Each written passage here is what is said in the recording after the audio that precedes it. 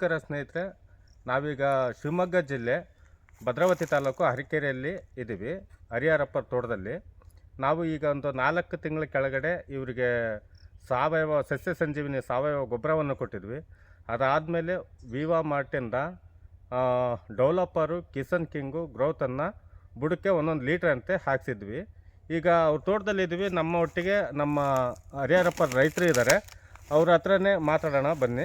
ಅವ್ರಿಗೇನು ಬದಲಾವಣೆ ಆಗಿದೆ ಅಂತೇಳಿ ಅವ್ರ ಹತ್ರ ಕೇಳಿ ತಿಳ್ಕೊಳ್ಳೋಣ. ಸರ್ ಹೇಳಿ. ನಮಸ್ಕಾರ. ನಮಸ್ಕಾರ. ನಾವು ಭದ್ರಾವತಿ ತಾಲೂಕು ಹರಿಕೆರೆ, ನಾವು ಕೃಷಿ ರೈತರು. ನಾವು ಮೊದಲು ಏನು ಮಾಡಿದ್ವಿ, ಬರೀ ಸೀಮೆ ಗೊಬ್ಬರ ಹಾಕ್ತಾಯಿದ್ದೀವಿ. ಈಗ ಏನು ಮಾಡಿದ್ದು, ರಮೇಶ್ ಸರ್ ಬಂದು ನಮ್ಗೆ ಆಗಲೆಲ್ಲ ಸಾವಯವ ಗೊಬ್ಬರ ಹಾಕ್ರಿ ಅಂತ ಪೋಸ್ಟ್ ಮಾಡ್ತಿದ್ರು. ನಾವೇನಪ್ಪ ಈಗೆಲ್ಲ ಅದಾಕಿ ನಾವು ಹಲವಾರು ಜನ ಬರ್ತಾರೆ, ಹೇಳ್ತಾರೆ ಏನೋ ತೊಂದರೆ ಆಗುತ್ತಾ ಭೂಮಿಗೆ ಅಂತ ನಾನು ಕೇಳಿದೆ. ಇಲ್ಲಪ್ಪ, ಅದು ಏನಾದ್ರು ಇದ್ದರೆ ನಾನು ಗ್ಯಾರಂಟಿ ಕೊಡ್ತೀನಿ, ಇಲ್ಲೇ ಓಡಾಡ್ತಿರ್ತೀನಿ, 3 ವರ್ಷದ ನಿಂದು ಅಭಿವೃದ್ಧಿ ಮಾಡಿಕೊಡ್ತೀನಿ ತೋಟನ ಅಂತಂದರು. ಆ ಧೈರ್ಯದ ಮೇಲೆ ಸಾವಯವ ಗೊಬ್ಬರ ಇದನ್ನು ಕೃಷಿ ಸಂಜೀವಿನಿ ಸಸ್ಯ ಸಂಜೀವಿನಿ ಸಾವಯವ ಗೊಬ್ಬರ ತಂದು ಹಾಕಿದೆ. ಈಗ 4 ತಿಂಗಳಾಯ್ತು ಹಾಕಿ. ನವಂಬರಾಗೆ ಸುತ್ತ ಮಾಡಿ ಗುಣಿ ಮಾಡಿ ಹಾಕಿದ್ದೀನಿ. ಅದರಿಂದ ತೋಟ ಭಾಳ ಚೆನ್ನಾಗೈತೆ. ಈ ಉಂಬಾಳೆಗಳೆಲ್ಲ ಚೆನ್ನಾಗಿ ಕಟ್ಟಿದ್ದಾವೆ. ಆಮೇಲೆ ಏನಾಗೈತೆ ಅಂದರೆ ಹಿಂಗಾರುಗಳು ಚೆನ್ನಾಗಿ ಕಾಣ್ತಿದ್ದಿಲ್ಲ. ಲಿಕ್ವಿಡ್ ಏನೇನು ಹಾಕಿದ್ರಿ?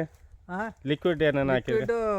ಡೈಫರು ಅಲ್ಲ, ಡೆವಲಪರು, ಕಿಸನ್ ಕಿಂಗು, ಗ್ರೋತ್ ಇದನ್ನು 3 ಡ್ರಮ್ಮಿಗೆ ಕಲಸಿ ಅದನ್ನು 1 ಲೀಟ್ರ್ ಬುಡಕ್ಕೆ ಹಾಕಿದ್ದೀನಿ ಮರಕ್ಕೆ. ಸಾವಯವ ಗೊಬ್ಬರ ಹಾಕ್ಸಿದ ಮೇಲೆ ಇದನ್ನು ಮತ್ತೆ ಫೆಬ್ರವರಿಯಲ್ಲಿ ಇದನ್ನು ಹಾಕಿದ್ದೀನ. ಹಂಗಾಗಿ ನಮ್ಮ ತೋಟ ಕಪ್ಪಗಾಗಿ ಚೆನ್ನಾಗೈತೆ. ನಮಗೆ ಖುಷಿ ಅನ್ನಿಸ್ತೈತೆ ತೋಟ. ಬದಲಾವಣೆ ಏನೇನು ಕಾಣಿಸ್ತಾ ಇದೆ? ನಿಮ್ಮ ಮುಂಚೆ ಮರಗಳಲ್ಲಿ ಯಾವ ಥರ ಇತ್ತು, ಹಿಂಗಾರು ಹೇಗೆ, ಮರಗಳು ಯಾವ ಥರ ಇದ್ದು, ಗರಿ ಹೆಂಗಿತ್ತು, ಹೀಗೆ ಯಾವ ಥರ ಇದೆ? ಭೂಮಿಯಲ್ಲಿ ಏನು ಬದಲಾವಣೆ ಆಗ್ತಿದೆ? ಭೂಮಿಯಲ್ಲಿ ಬದಲಾವಣೆ ಅಂದರೆ ಚೆನ್ನಾಗಿ ಗಿಡಗಳೆಲ್ಲ ಕಪ್ಪು ಇರೋದೇ ಚೆನ್ನಾಗಿದ್ದಾವ ತೋಟಗಳು. ಅದರಿಂದ ನಮಗೆ ಖುಷಿ ಅನ್ನಿಸ್ತೈತೆ. ಇಳುವರಿ ಜಾಸ್ತಿ ಬರ್ತೈತೆ. ಸತಿ ಕಮ್ಮಿ ಇತ್ತು. ಈ ಸತಿ ನೋಡೋದ್ರಿಂದ ತೋಟ ತುಂಬ ಚೆನ್ನಾಗೈತೆ. ಗರಿಗಳು 8ರಿಂದ 9, 9ರಿಂದ 10 ತನಕ ಗರಿ ಬಿಟ್ಟಿದ್ದಾವೆ. ಅದರಿಂದ ತೋಟ ನನಗೆ ಇಳುವರಿ ಚೆನ್ನಾಗಿ ಬರ್ಬೋದು ಅಂತ ಅನ್ನಿಸ್ತೈತಿ ಈ ಸತಿ. ಹೌದು. ಅದೇ ನಮ್ಮ